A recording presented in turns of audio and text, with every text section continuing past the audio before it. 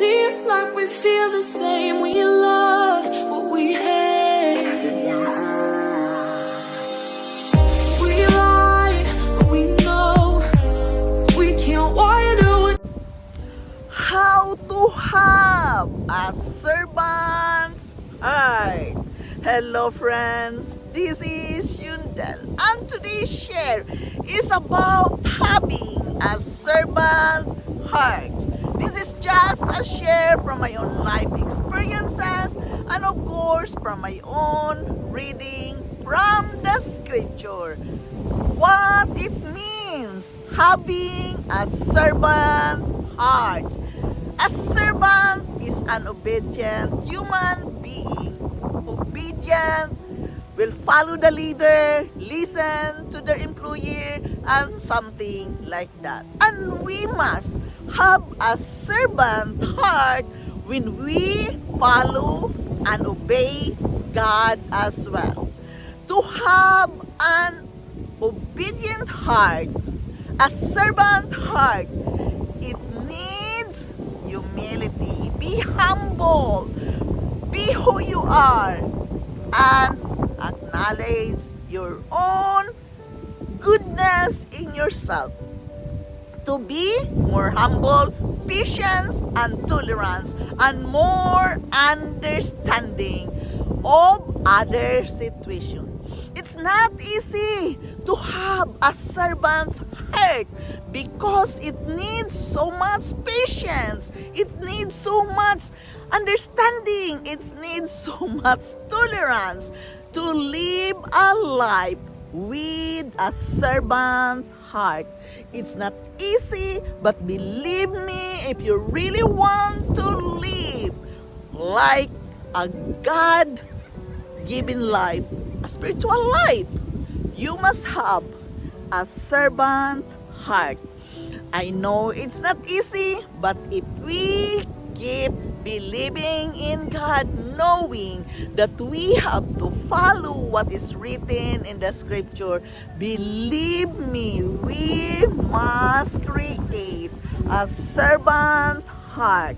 If we are going to go God, to do the prayer, the meditation, believing that He is our Creator, we must have that servant heart, being humble, patient, and obedient. To have a servant heart needs really a faith in God, that you believe that God is with you all the time, that you believe that you are going to follow and obey God's commandments. To have that servant heart, it needs really understanding the whole situation, that even it is difficult, we must be patient, we must bite our tongue, not to talk back again. Self-discipline is needed to have and create a servant heart.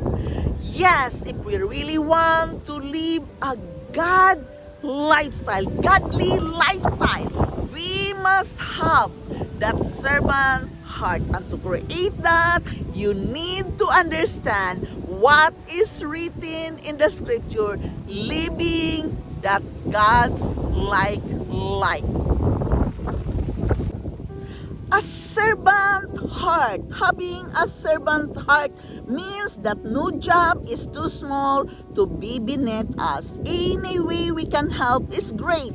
That's what we're here for, to serve. We're going to serve God. We're going to serve our loved ones. Having a servant heart means that no job is too small to be beneath us. Any way we can help is great. Any help we can give is a great thing. That's what we're here for, to serve. Remember always to be willing to serve. A servant heart is made up of who you are and how you feel, a combination of character and attitude that lend themselves to serving others. To have a servant heart In the scripture, we must understand what it says in Ephesians 6:6-10. Serve wholeheartedly as if you were serving the Lord, not people, because you know that the Lord will reward each one for whatever good they do, whether they are slave or free. Roll with the heart of a servant.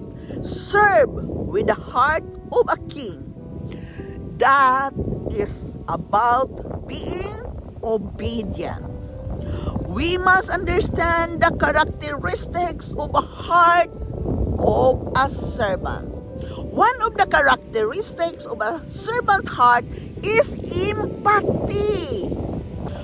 We tend to see the world through other people's eyes. We see things some people miss. We can tend to their hearts or needs differently because we got the hurt of what is happening. You have to understand that you must lead a servant heart. You must understand the principle of a servant leadership. Honor others before yourself. Inspire vision before setting the course. Choose ethics before the profit. Empower others before personal gain. Privilege people before task. Balance focus with flexibility before making decision. Serve with humility before all others. A servant heart can take many forms. Stopping your friends from arguing with one another, that is one example. Saying a kind word to someone who is feeling down or fulfilling a basic need for someone is a tough situation. They're all examples for how to live with a servant heart. Help others. Serve others. You must know how to have a servant heart. Do you see some services as beneath your calling? You're calling to go wherever you're needed, or would you do any job that needs to be done, even if crowds you want strong to thank you, and even if your achievements go hardly noticed? That is living a servant heart. Even your service is not being noticed. Even nobody say thank you to you. Even the crowds who don't know to be grateful, just keep that servant heart within you. As it says in the scripture, that we must be loving kindness to others. We must obey God if we want to create a servant heart. That means we are going to consider others first before us. It's not really easy, believe me. But if you really want to live a godly life, spiritual life, try to understand the characteristic of a heart of a servant. Have that empathy in you. It is very important. We must be humble. Of course, you have to do it with the right principle, according to what you feel, according to the situation. But being an obedient heart, like a servant, is needed here if we really want to live a godly lifestyle.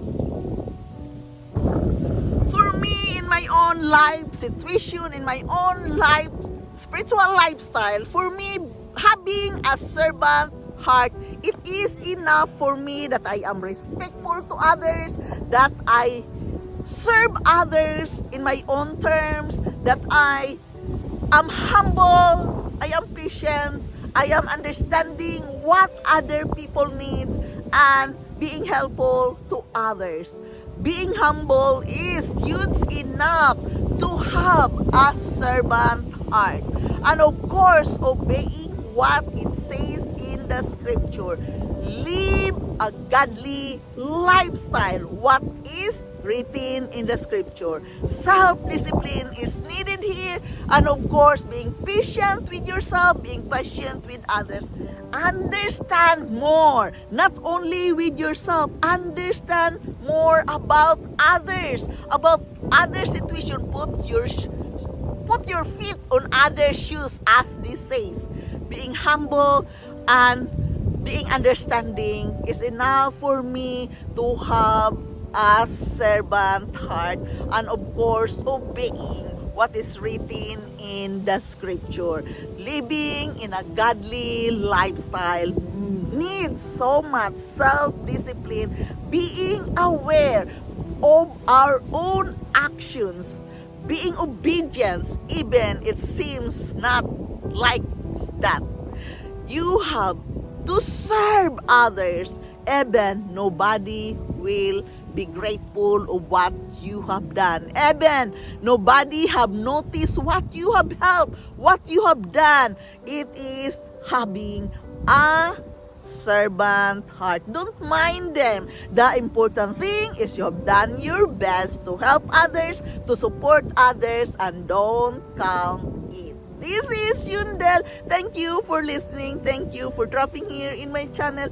I am very grateful to each and every one of you supporting me here in my life journey. I love you all, and bye. Like we feel the same.